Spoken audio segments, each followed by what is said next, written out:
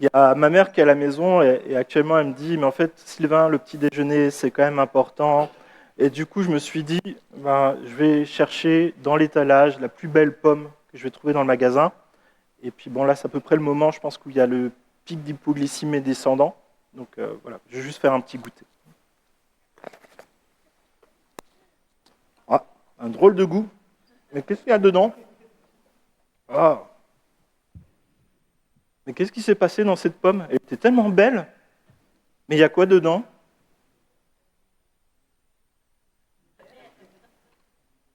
Il y a un verre. Et il y a d'autres trucs bizarres, mais elle était tellement belle. Et il y a des œufs. Bon, j'espère qu'il n'y a personne qui est phobique. Excusez-moi si jamais. Mais c'est vrai que parfois, on peut aller au marché, trouver la plus belle pomme de l'étalage, et on croque dedans. On espère tellement de bonnes choses, et finalement, on trouve des vers, des œufs et des choses qui sont un peu pourries à l'intérieur. Hormis l'aspect visuel, ça n'a pas un très bon goût. Et souvent, après, on n'a plus envie de croquer la deuxième bouchée. Enfin, je ne sais pas vous, mais ouais. On est pareil, finalement. En apparence, il n'y a pas de problème, c'est génial. Le fruit se développe normalement sur l'arbre, on le trouve très beau chez le commerçant, mais quand on croque dedans, ben, il y a un effet qui se coule. On est surpris. À l'intérieur, le fruit il est rongé, il est infesté, il est pourri, c'est un drôle de goût. Pourquoi? Quelqu'un sait pourquoi? Il n'y a pas beaucoup de jardiniers parmi nous là. Alors chez nous dans le jardin, Nadia elle est en mode bio ultra plus. Donc en fait les pommes elles poussent comme elles veulent et les insectes font aussi leur vie comme ils veulent.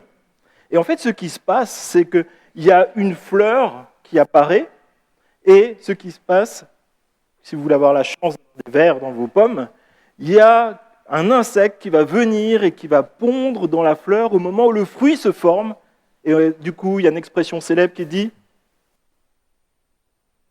le verre est dans le fruit. Merci de votre participation.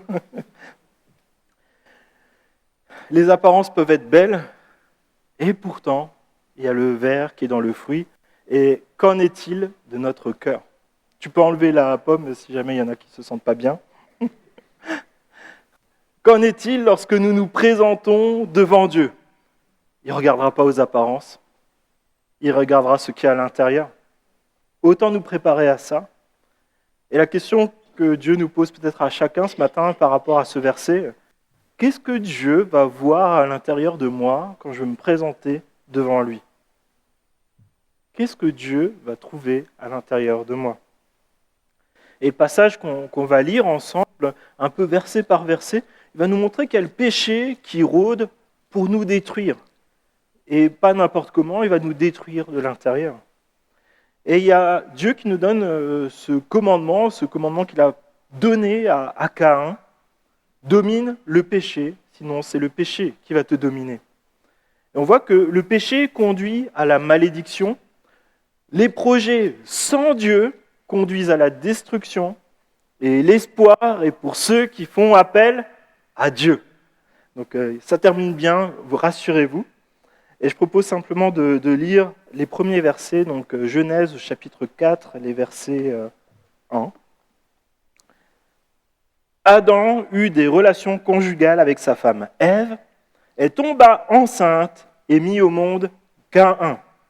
Elle dit, j'ai donné vie à un homme avec l'aide de Dieu, avec l'aide de l'Éternel.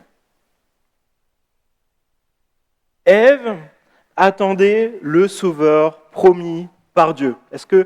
Qu'est-ce qu'elle attendait? Est-ce que quelqu'un se souvient d'un verset que Ève devait méditer dans son cœur tout au long de sa grossesse? Genèse, c'est dans les trois premières pages de votre Bible.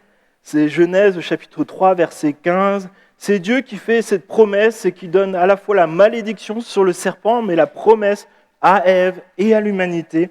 Je mettrai l'hostilité entre toi et la femme, donc entre le serpent et la femme, entre ta descendance et sa descendance.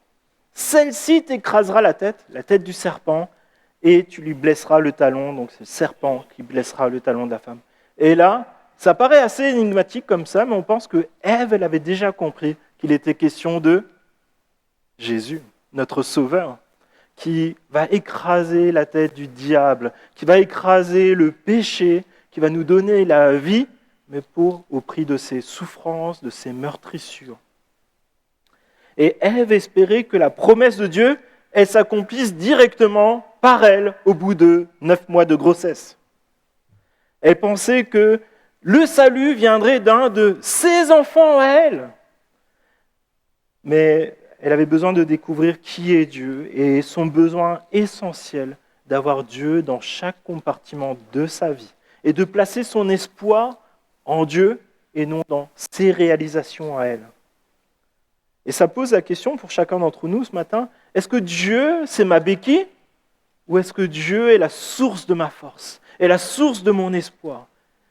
Est-ce que mes projets, je les confie à Dieu? Et Ève a compris que Dieu allait intervenir pour le salut des hommes et des femmes par sa descendance.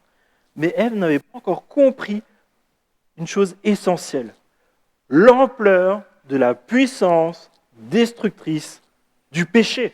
Et c'est ce qu'on va voir dans tous les versets qui suivent. Dieu ne fait pas un petit salut, Dieu fait un salut grandiose, parce que le péché est puissant, mais Dieu est encore plus puissant. Adam et Ève n'avaient pas encore compris une notion essentielle pour être délivrés du péché, à savoir la repentance et le pardon. On va voir que leurs enfants, ils étaient aussi en cheminement, et ils n'avaient pas encore tout compris. On continue au verset 3, et on voit qu'il est question d'un sacrifice pour Dieu. Au bout de quelque temps, Caïn fit une offrande des produits de la terre à l'Éternel. De son côté, Abel fit une des premiers-nés de son troupeau et de leur graisse.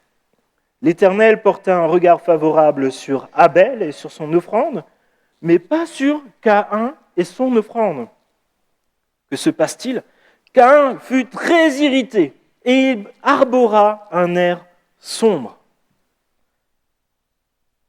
La première question qui se pose à nous, c'est mais qu'est-ce qui fait qu'un sacrifice est accepté par Dieu ou est rejeté par Dieu?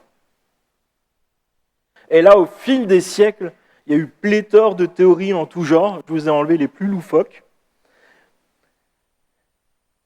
Plusieurs théories qui tentent d'expliquer pourquoi le sacrifice de Caïn n'a pas été accepté favorablement par Dieu. Certains y voient une différence de type de sacrifice.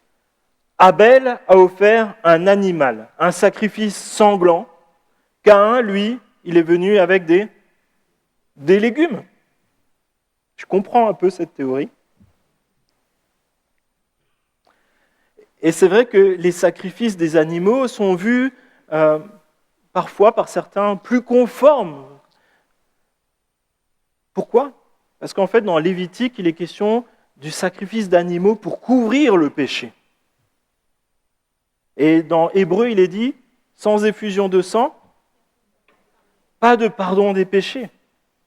Après, ici, est-ce qu'il est question d'un pardon de péché ou simplement d'offrir une offrande à Dieu? Je pense qu'il est question d'offrir une offrande à Dieu pour être favorable devant Dieu. Et il faut dire aussi que même dans Lévitique, il est possible d'offrir des offrandes de végétaux et même des offrandes de liquide devant Dieu. Donc, on met ça de côté. Effectivement, il y avait des sacrifices d'animaux pour couvrir le péché, mais il y a aussi des sacrifices qui sont là simplement pour remercier Dieu et aussi pour demander à Dieu d'être favorable envers nous, pour montrer notre dépendance à lui. Deuxième théorie, la qualité de l'offrande. Abel a offert les premiers-nés de son troupeau et leur graisse. Là, c'est le top du sacrifice. C'est une sélection. Il a choisi les agneaux sans défaut, les premiers, les plus beaux, et il a donné la graisse avec, ce qui était vraiment le côté de tout donner, et c'est ce qui donnera plus de fumée, plus d'odeur. C'est comme un barbecue le dimanche, peut-être pour vous cet après-midi. Quand on sent l'odeur du barbecue, on a déjà envie de le manger. Mais Caïn, lui, finalement, on a l'impression qu'il aurait simplement pris les légumes qui traînaient par-ci, par-là, peut-être pas les plus beaux, peut-être ma pomme avec, Et il les aurait mis aussi sur ce feu pour l'offrir à Dieu. Abel aurait donné le meilleur et Caïn aurait donné quelque chose d'un peu ordinaire. Dieu privilégierait une offrande faite avec excellence et générosité. Est-ce que c'est vraiment ça qui était attendu à ce moment-là de Dieu ? Non, je ne pense pas. Je propose qu'on mette ça de côté. Et là, j'ai envie de vous parler peut-être de ce qui est au centre finalement de tout ce qu'on va voir dans ce passage, l'attitude intérieure de cœur de Abel et Caïn. L'intention plutôt que ce qui est offert. Comprenez que finalement, ce n'est pas l'offrande qui pose problème, mais c'est le cœur de celui qui offre un sacrifice à Dieu. On voit que Caïn, il est déjà rongé par la jalousie, par l'orgueil, et on voit qu'il a une foi qui est mal placée. Et Hébreux au chapitre 11 nous dit cela justement de ce sacrifice. Souvent, les questions qu'on se pose par rapport à des questions de la Bible, on les trouve un peu plus loin dans la Bible. Et je tiens juste à rappeler que même si vous avez une Bible très simple comme celle-là, la plupart du temps, dans les notes de bas de page, ça vous fait des renvois vers d'autres passages de la Bible qui parlent du même sujet. Donc dans Hébreux au chapitre 11, il est dit cela. Or, la foi, c'est la ferme assurance des choses qu'on espère, la démonstration de celles qu'on ne voit pas. C'est à cause d'elle que les anciens ont reçu un témoignage favorable. Par la foi, nous comprenons que l'univers a été créé par la parole de Dieu, de sorte que le monde visible n'a pas été fait à partir des choses visibles. C'est par la foi qu'Abel a offert à Dieu un sacrifice plus grand que celui de Caïn. C'est grâce à elle qu'il a été déclaré juste, car Dieu a approuvé ses offrandes. Et c'est par elle qu'il parle encore, bien qu'étant mort. Donc comprenons bien, Abel n'a pas été justifié parce que son offrande était mieux que celle de Caïn ou mieux que la tienne, mais c'est parce qu'il avait une foi bien fondée en Dieu. Il savait que Dieu, c'était son créateur et qu'il voulait simplement le remercier de tout ce qu'il lui donnait dans sa vie et marquer sa dépendance à Dieu. Abel a offert son sacrifice par la foi. Abel a compris par la foi la signification du sacrifice qu'il a offert à Dieu. La suite du texte nous éclaire sur l'attitude de cœur de Caïn qui fait que s'enfoncer dans son péché, que s'enfoncer dans sa justification. Sa disposition de cœur à Caïn n'était pas convenable pour s'approcher de Dieu. Et ça nous pose la question, peut-être à chacun d'entre nous ce matin, Dieu a-t-il le droit de choisir d'agréer un sacrifice et pas un autre, d'accepter un sacrifice et pas un autre? Est-ce qu'il est Dieu? Est-ce que Dieu peut décider de ce qui est bon à ses yeux? Quel est le problème de Caïn? Caïn vient vers Dieu sans comprendre qui est Dieu. Caïn s'imaginait certainement que s'il faisait un sacrifice à Dieu, Dieu lui serait redevable de ce sacrifice. Je te donne, donc toi aussi tu vas me donner. Un Dieu qui finalement ne serait plus souverain, un Dieu qui ne serait plus Dieu, mais une sorte de distributeur. Tu échanges des choux contre peut-être la santé. Donner pour recevoir au lieu de donner car nous avons tout reçu. Est-ce que ça ne ressemble pas parfois aussi à nos pensées et à nos cœurs? Seigneur, mais j'ai fait ça pour toi, et pourtant là je suis dans la galère. On n'a jamais eu ces pensées-là? Ok, il n'y a que moi, mais comme quoi ces pensées-là, elles sont tapies et c'est à nous de savoir qu'est-ce qu'on en fait. Les apparences peuvent être très spirituelles, comme ma pomme. Certains vont faire des choses extraordinaires et parfois même s'humilier eux-mêmes pour avoir l'air spirituel. Et peut-être ils en sont convaincus. Certains vont gravir des escaliers sur les genoux pour être pardonnés de Dieu. Ils vont se frapper pour se donner le sentiment de pénitence, de repentance, d'humilité. Et finalement, qu'est-ce que ça change? pour avoir des sentiments, des attitudes et des pensées similaires aux personnes qui font ça. On ne va peut-être pas monter sur un escalier en marchant sur les genoux, n'essayez pas.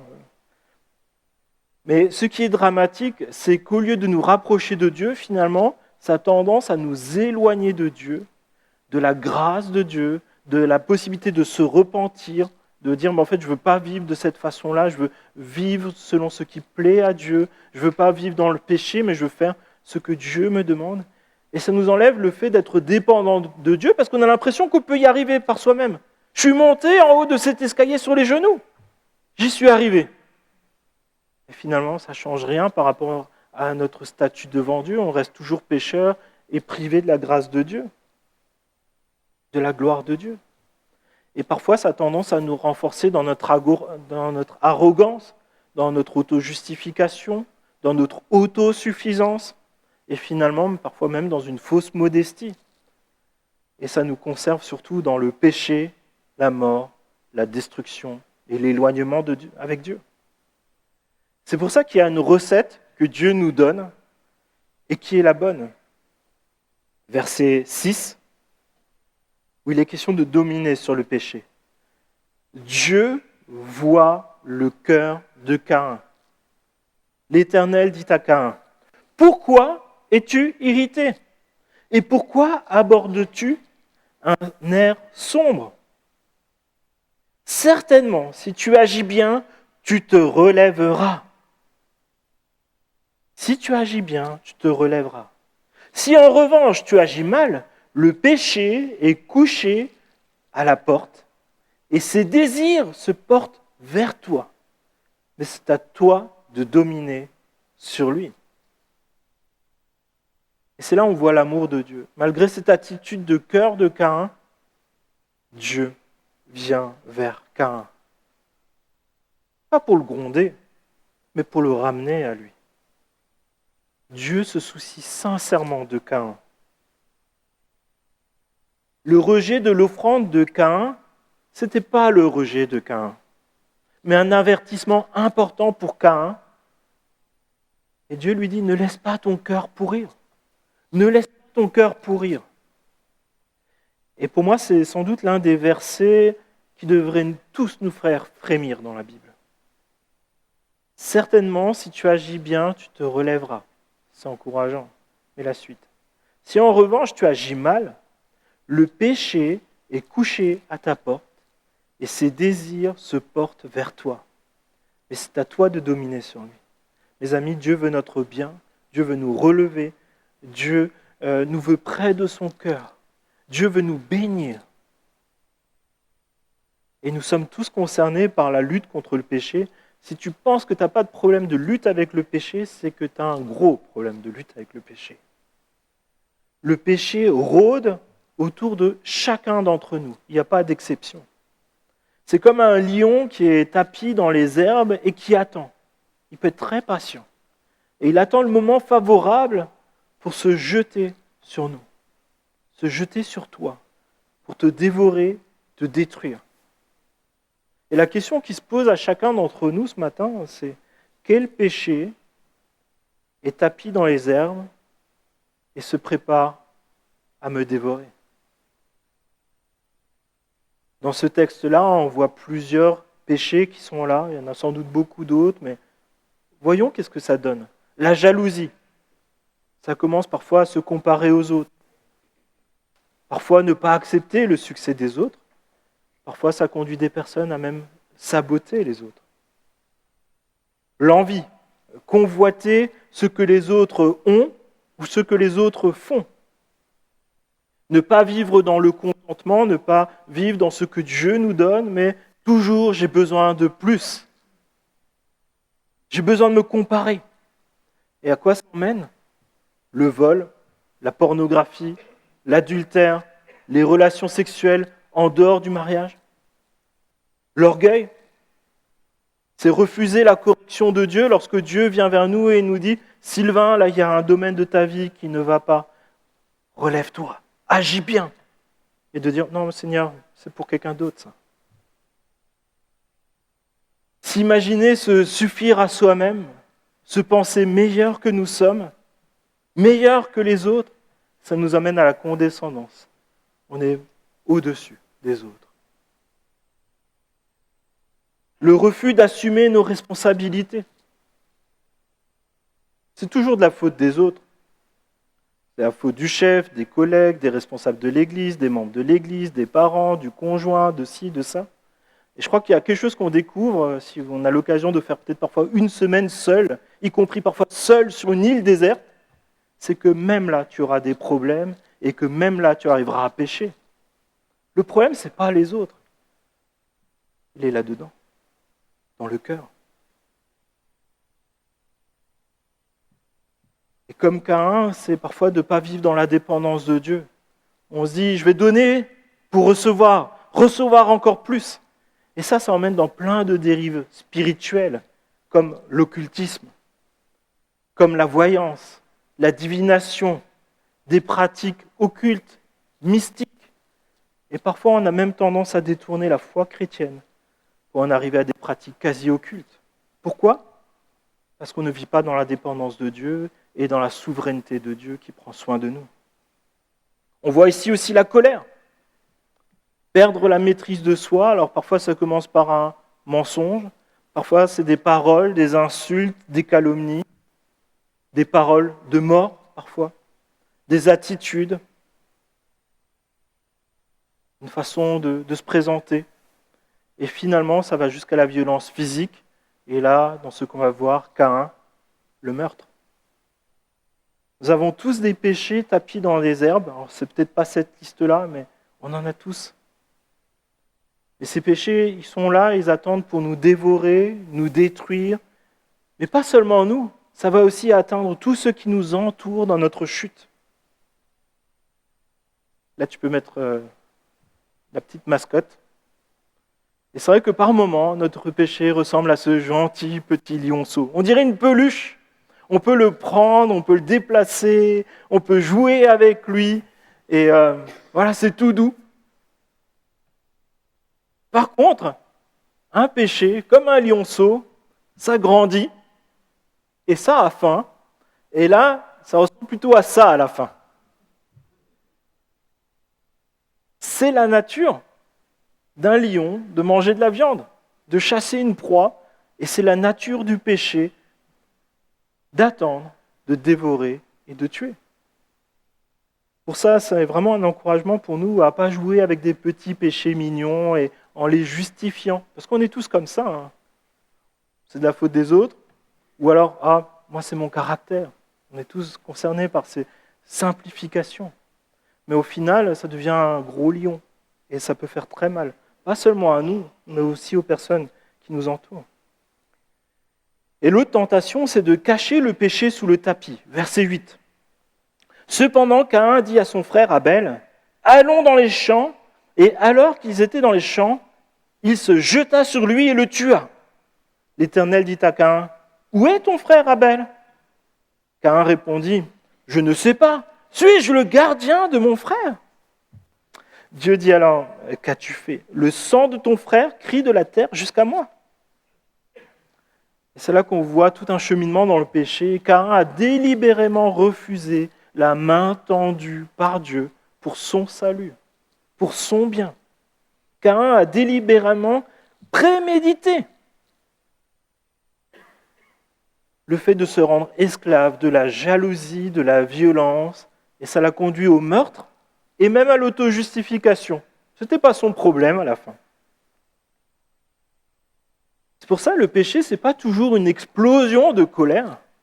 Le péché, ça peut prendre cette forme-là, comme avec Caïn, où c'est un poison qui progressivement imprègne toutes nos pensées et conduit à des actes qui sont horribles. Et Caïn, avec arrogance, a envoyé Dieu balader d'une certaine façon. Il ne l'a pas écouté une première fois, il n'avait pas de problème. Et là, il lui dit, « Mais suis-je le gardien de mon frère ?» Il a oublié que Dieu voyait ce qu'il y avait à l'intérieur, il voyait même les actes. Et finalement, est-ce que ça vous rappelle quelqu'un, cette attitude ? Papa et maman de Caïn.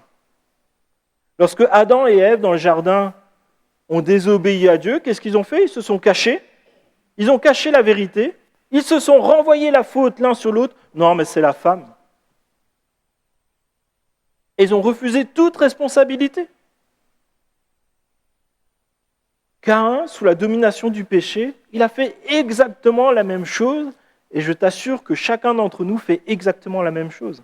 Alors j'espère qu'il n'y a pas de meurtrier parmi nous, mais combien de fois on se défausse de cette façon-là, envers Dieu, envers les autres? Est-ce que c'est la faute de Dieu?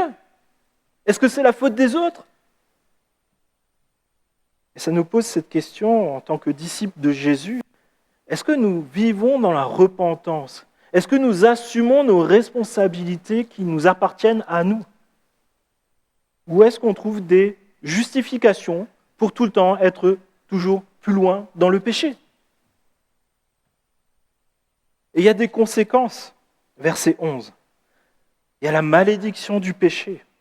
Désormais, tu es maudit, chassé loin du sol, qui s'est entrouvert pour boire le sang de ton frère, versé par ta main.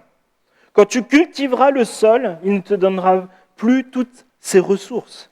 Tu seras errant et vagabond sur terre.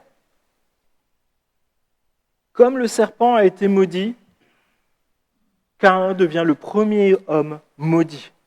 Caïn est chassé loin de Dieu, loin de sa famille, loin de son champ, sa source de subsistance. C'est pas facile ce mot.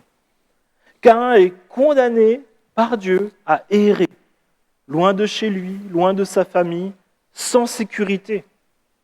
Caïn a tout détruit et il a tout perdu. Et ça nous révèle la puissance destructrice du péché. Le péché brise notre relation avec Dieu. Il brise notre relation avec notre famille. Il brise notre relation avec nos proches. Et il nous détruit à petit feu. Et c'est comme si on creusait nous-mêmes dans la solitude notre tombeau.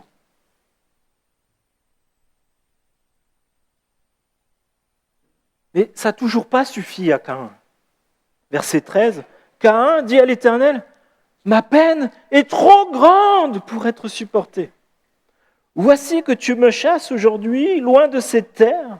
Je serai caché loin de toi, je serai errant et vagabond sur la terre, et toute personne qui me trouvera pourra me tuer. »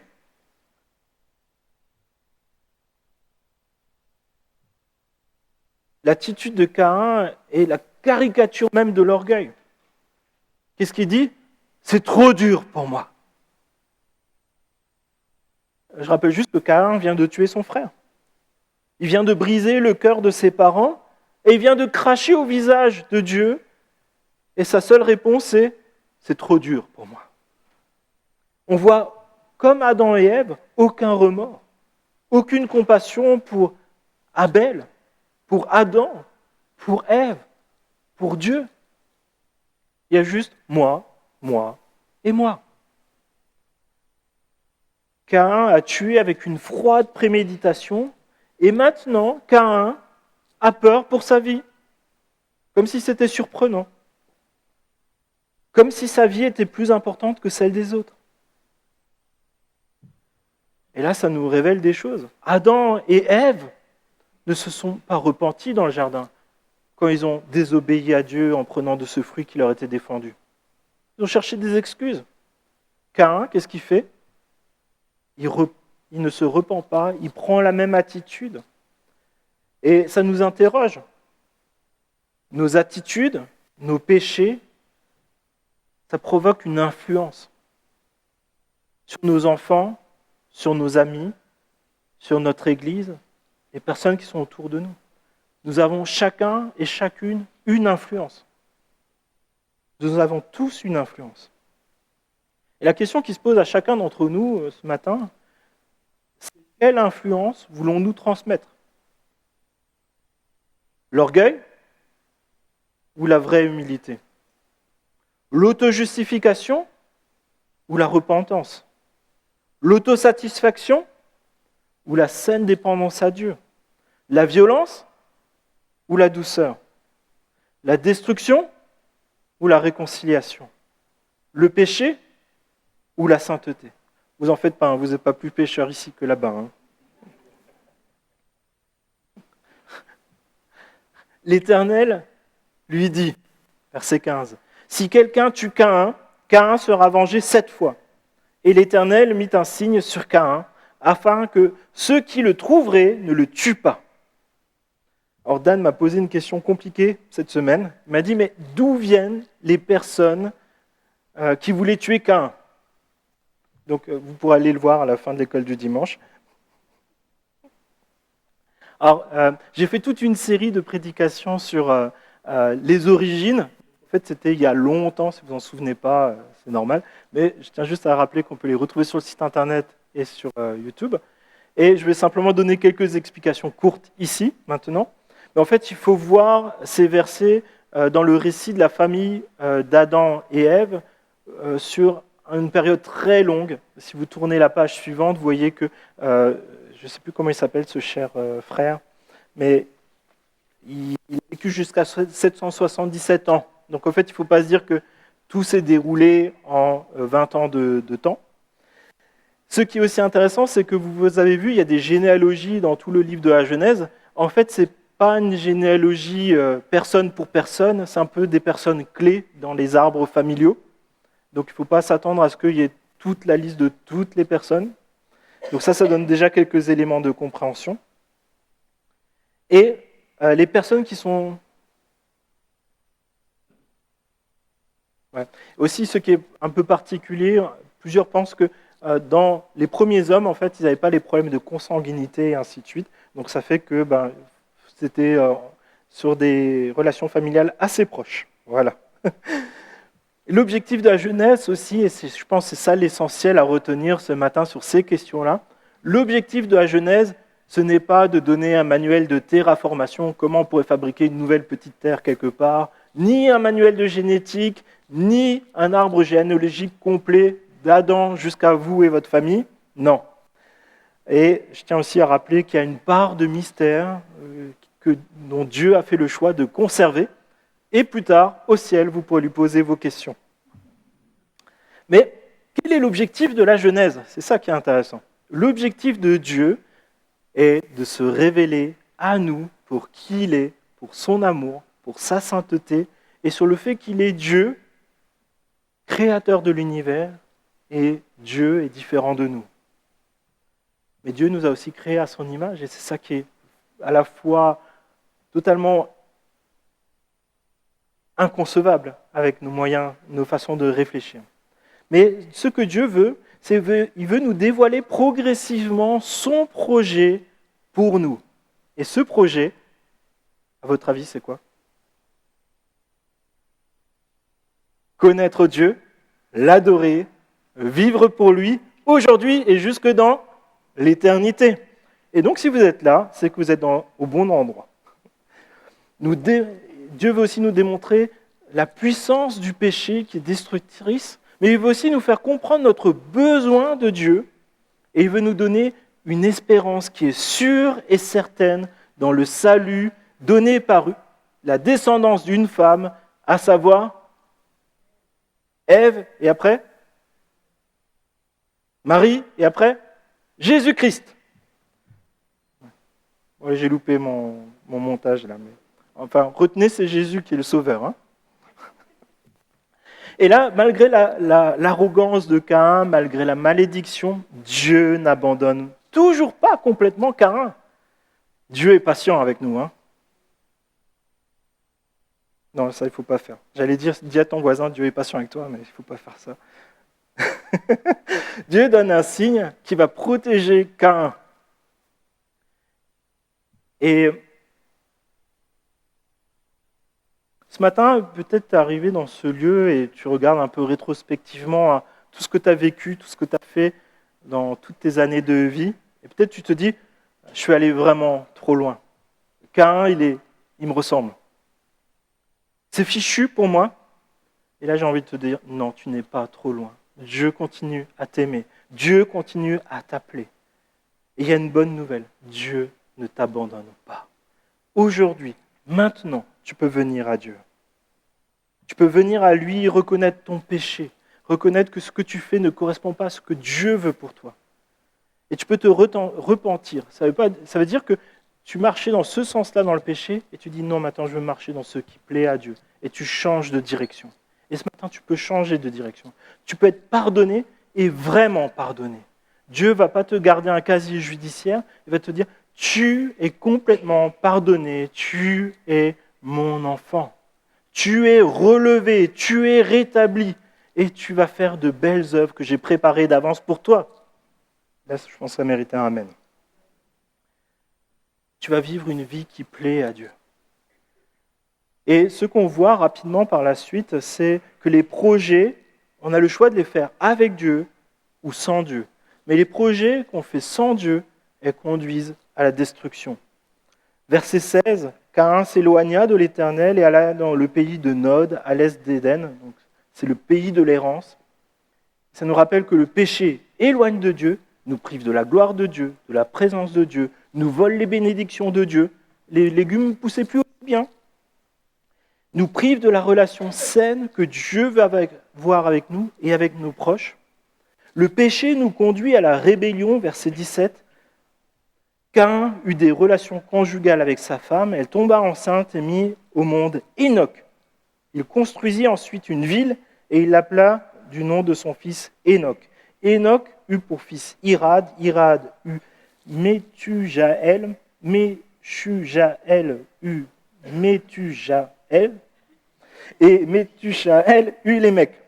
Bon, j'ai essayé de faire comme je pouvais, comme il a changé qu'une lettre dedans, il ne m'a pas simplifié la vie. Et Caïn, il est rebelle, mais encore jusqu'au bout. Et il tente même de contourner la malédiction de Dieu. Dieu lui dit, je te condamne à errer. Qu'est-ce qu'il fait, Caïn ? Il construit une ville. Et dans une ville, il y a beaucoup d'habitants. Donc il n'est plus tout seul. Il compense. Dieu lui dit, tu vas errer.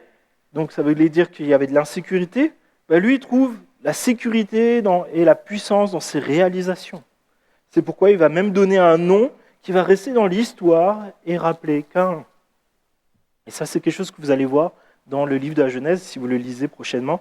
Il y a toujours cette question de laisser un nom. Et on voit que le péché pervertit jusqu'à la création humaine. Verset 19. Lémec prit 2 femmes. Ce n'est pas ce que Dieu avait dit, je crois. L'une s'appelait Ada et l'autre Tsila. Ada mit au monde Jabal. Il est l'ancêtre de ceux qui habitent sous les tentes et près des troupeaux. Le nom de son frère était Jubal. Il est l'ancêtre de tous ceux qui jouent de la harpe et du chalumeau. De son côté, Tsila mit au monde Tubal-Caïn. Il forgeait des outils de bronze en fer. La sœur de Tubal-Caïn était Naama. Et ce passage nous rappelle que Dieu a béni même les descendants de Caïn. Dieu bénit même ceux qui ne le connaissent pas. Il donne l'intelligence, il donne les connaissances. Et nous avons tous à faire le choix de savoir qu'est-ce que nous en faisons. Là, il est question de travailler les métals. On peut construire des machines agricoles, on peut construire des instruments, ou alors on peut forger des épées et des armes de guerre. Il y a les connaissances médicales, par exemple. On peut s'en servir pour soigner des personnes, soulager des douleurs, ou bien droguer et tuer. La musique peut servir à louer Dieu ou à insulter Dieu. La sexualité, d'unir le couple marié, et si c'est possible, donner des enfants, ou détruire par l'adultère les relations hors mariage, qui détruisent les couples, les familles, et amènent parfois même jusqu'à tuer, et qui propagent la maladie. Dieu a instauré dans Genèse 2 le mariage entre un homme et une femme qui ne forment qu'un. Et les exemples bibliques que vous pouvez trouver dans le livre de la Genèse et dans l'Ancien Testament, où il est question d'avoir de la polygamie, à chaque fois on voit ou des relations sexuelles en dehors du mariage, on voit qu'à chaque fois ça ne termine pas bien, ça pose plein de problèmes dans la famille, plein de problèmes dans le couple. Vous pouvez le voir avec Abraham, vous pouvez le voir avec Jacob, vous pouvez le voir avec Elkanah et Anne, vous pouvez le voir avec David. Et ça nous rappelle que Dieu a des beaux projets pour nous, il nous donne un mode d'emploi et nous invite à le suivre. Et ça pose cette question dans notre quotidien, dans ce que Dieu nous confie, dans notre intelligence, dans notre travail. Est-ce que ce que je fais, est-ce que ce que je pratique, Est-ce que ça honore Dieu? Et l'histoire continue. C'est des générations et des générations qui suivent. Lémec, verset 23, dit à ses femmes, « Ada et Tsila, écoutez-moi, femmes de Lémec, prêtez attention à ce que je dis. C'est que j'ai tué un homme pour ma blessure et un enfant pour ma contusion. Si Caïn est vengé 7 fois, Lémec le sera 77 fois. »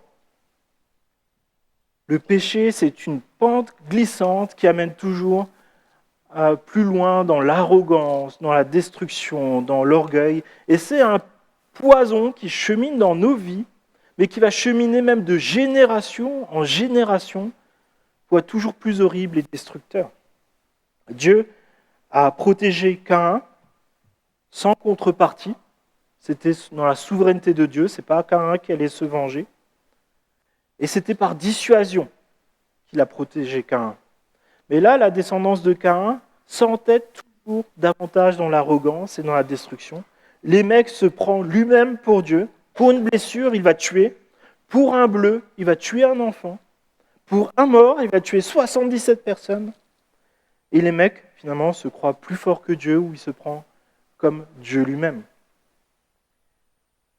Et ça pose des questions. Alors peut-être vous n'avez pas envie de tuer 77 personnes, c'est très bien. Mais ça nous pose la question, est-ce qu'il n'y a pas des moments où on a l'impression qu'on voudrait être notre propre Dieu? Quand on dit, mais en fait, Seigneur, toi tu as fait ça, mais moi je ne suis pas d'accord avec toi. Moi j'aurais fait mieux.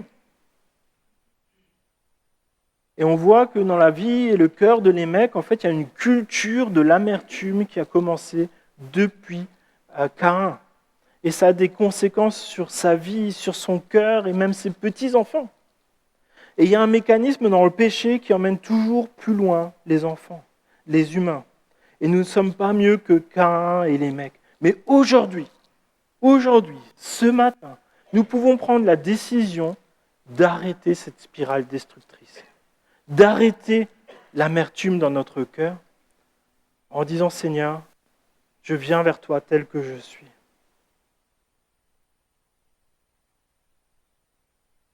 Et Jésus révèle cela. En effet, c'est du cœur que viennent les mauvaises pensées, les meurtres, les adultères, l'immoralité sexuelle, les vols, les faux témoignages et les calomnies. Voilà ce qui rend l'homme impur. C'est à l'intérieur de nous, comme cette pomme. Et ce matin, il y a une bonne nouvelle qu'on va voir ensemble. Ce n'est pas une fatalité. Peut-être tu n'as tué personne ce matin, mais on a déjà tous dit des paroles blessantes. On a déjà tous cultivé de l'amertume dans notre cœur. Et par moments, on a peur que notre cœur ressemble à cette pomme. Et comprenez que Dieu ne veut pas décorer notre corps ou notre pomme avec des jolies guirlandes. Il veut travailler à l'intérieur, il veut travailler au cœur. Il ne veut pas juste réparer le cœur, il veut faire une transplantation de cœur. C'est pour ça qu'il y a un espoir.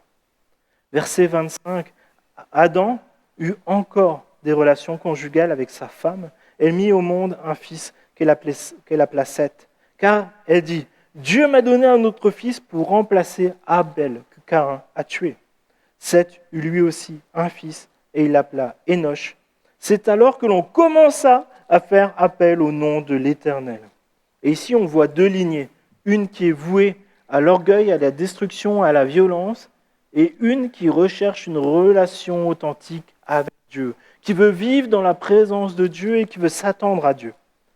Et ce matin, on a tous ce choix d'être soit dans la lignée de Caïn, soit dans la lignée de Jésus-Christ. Quel est ton choix? Peut-être nous aussi, on est venu avec notre offrande, peut-être notre temps, peut-être des finances, que sais-je. Est-ce que Dieu accepte ce que je lui donne parce que je viens avec la bonne attitude? Est-ce que ce que je le donne, est-ce que je le donne par foi et par amour pour Dieu, par dépendance pour Dieu? Ou est-ce que pour des sentiments humains ou pour faire comme les autres ou pour me sentir mieux? Ça nous pose la question de comment est-ce que nous connaissons Dieu? Est-ce que ma foi, elle repose sur ce que dit la Bible de Dieu?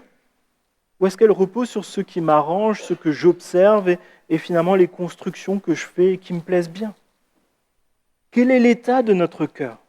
Si Dieu ouvre notre cœur, là, maintenant, tout de suite, qu'est-ce qu'il va y voir à l'intérieur? Galates 5, verset 19 nous dit cela. Les œuvres de la nature humaine sont évidentes. Ce sont l'adultère, l'immoralité sexuelle, l'impureté, la débauche, l'idolâtrie, la magie, les haines, les querelles, les jalousies, les colères, les rivalités, les divisions, les sectes, l'envie, les meurtres, l'ivrognerie, les excès de table et les choses semblables. Je vous préviens, comme je l'ai déjà fait, ceux qui ont un tel comportement n'hériteront pas du royaume de Dieu. Mais il y a une bonne nouvelle. Mais le fruit de l'esprit, c'est l'amour, la joie, la paix, la patience, la bonté, la bienveillance, la foi, la douceur, la maîtrise de soi. Contre de telles attitudes, il n'y a pas de loi. Ceux qui appartiennent à Jésus ont crucifié leur nature propre avec ses passions et ses désirs. Si nous vivons par l'Esprit, laissons-nous conduire par l'Esprit. Ne soyons pas vaniteux en nous provoquant les uns les autres, en nous portant envie les uns les autres. Il y a de l'espoir et c'est Dieu lui-même qui en est l'auteur, qui est l'auteur du salut et qui nous donne un cœur transformé. Mais ça commence par quelque chose d'assez simple. Est-ce que nous sommes dominés par Dieu et l'Esprit de Dieu qui vit en nous? Ou est-ce que nous sommes dominés par notre péché et nos désirs propres qui nous détruisent? Alors c'est vrai que ça coûte d'abandonner ces choses-là. Ça coûte d'abandonner de l'amertume. Ça coûte de pardonner. Mais c'est la seule chose qui nous permet d'être avec Dieu, réconciliés, d'avoir une espérance pour l'avenir. Et vous voyez, Ève, par sa désillusion, par sa souffrance, elle a compris une leçon importante. Elle ne parle plus de la même façon. Elle a compris que Dieu est le seul qui peut donner la vie, le pardon, le salut, la consolation. Et Ève, finalement, elle est la première spectatrice du fait que Dieu intervient miraculeusement. Elle lui donne encore cet enfant qui va être une consolation pour elle. Et elle va continuer d'espérer en son Sauveur qui viendra par une autre femme, Marie. Et Jésus vient. Et par le Saint-Esprit, Jésus s'est incarné par une naissance qui est surnaturelle, qui est miraculeuse, par une vierge, Marie. Et Dieu lui-même est venu pour nous délivrer du péché et de la mort. J'invite l'équipe de louange à s'approcher. Au début, je vous ai parlé d'un fruit, beau à l'extérieur, pourri à l'intérieur. La question aujourd'hui, ce n'est pas est-ce que j'ai l'air bien? Est-ce que j'ai l'air suffisamment bien? La question, c'est qu'est-ce que Dieu voit dans mon cœur? Et la vérité, c'est qu'on ne peut pas décorer notre cœur. On ne peut même pas réparer notre cœur, ni aucun homme ne peut réparer notre cœur. On ne peut pas s'opérer soi-même, et personne, même quelqu'un qui nous aimerait beaucoup, ne peut nous opérer de notre cœur. Face au péché, on est tous concernés. Ton voisin de gauche, ton voisin de droite. Et finalement, il n'y a que 3 réponses possibles. Vivre sous la domination du péché et sombrer toujours davantage, ce n'est pas la bonne solution. Lutter avec une bonne volonté humaine, mais sans possibilité d'avoir une victoire définitive dans l'éternité sur la mort et sur le péché, et continuer la souffrance, ce n'est pas une bonne alternative. Et finalement, vivre sous la domination bienveillante de Dieu, qui nous transforme et qui transplante notre cœur pour nous donner son cœur. Ce cœur qui est plein d'amour, de paix, de douceur, de joie, de foi. C'est seulement vers Dieu qu'on peut se diriger pour recevoir une vie abondante, une vie éternelle. Et ce matin, c'est l'occasion de constater qu'autour de nous, il y a les guerres, il y a des conflits, il y a des péchés. Peut-être dans ta vie, tu as vécu des choses difficiles, et peut-être tu en es aigri, tu en es amer. Et ce matin, je te propose simplement de venir tel que tu es, là maintenant, devant Jésus, et de dire, oui, j'ai vécu ces choses-là. Ces choses-là me pèsent. Je vois que ça laisse comme une barrière entre toi et moi, une barrière entre ce que je voudrais vivre avec toi et ce que je peux vivre. Je veux te le confier. Brise cette barrière, s'il te plaît. Que ce soit de l'amertume, que ce soit du péché. Je te demande pardon, Seigneur mon Dieu. Je vois la noirceur de mon cœur, je vois ces endroits où j'ose même pas regarder. Et je te confie cela parce que je te fais confiance. Donne-moi un cœur nouveau. Je te donne mon cœur de pierre, mon cœur pourri. Et veux recevoir ton cœur à toi qui est plein d'amour, de justice, de paix. Je me repens sincèrement. Je veux vivre une vie nouvelle pour toi. Je t'accepte comme mon sauveur, mais aussi mon Seigneur, celui qui dirige chacun des pas de ma vie, qui me dit ce qui est bien, ce qui est mal. Et Seigneur, je prends l'engagement devant toi de faire tous mes efforts pour dominer sur le péché. Et je compte avant tout sur toi, Seigneur mon Dieu. Parce que tu as vaincu la mort et le péché. J'accepte ton pardon. Que tu me donnes par la mort et la résurrection de Jésus-Christ. Merci parce que tu me pardonnes et moi-même je pardonne en retour. Délivre-moi de l'amertume. Délivre-moi du péché. Délivre-moi de la rancœur.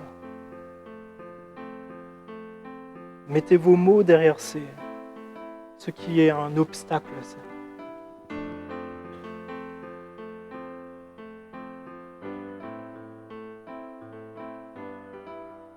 Oui Seigneur, je te remercie parce que tu nous donnes un cœur nouveau, tu nous donnes une vie nouvelle. Tu nous permets d'être dans ta présence, tu nous permets d'être délivrés du péché, de la mort et d'avoir une espérance que personne ne peut nous voler. Je te remercie parce que tu fais des choses glorieuses alors que le monde se détruit, s'auto-détruit. Toi, tu as des projets glorieux de paix dans ta présence, des projets de joie dans ta présence pour aujourd'hui et pour l'éternité. Et Seigneur, ici présent, nous te demandons, Seigneur, que tu nous donnes ce cœur nouveau qui te plaise, qui t'honore et qui se réjouit en toi. Reçois l'offrande de nos vies, reçois l'offrande de tout ce que nous pouvons te donner, parce que nous savons que toi, tu nous as tout donné. Je te prie ainsi dans le nom de Jésus. Amen.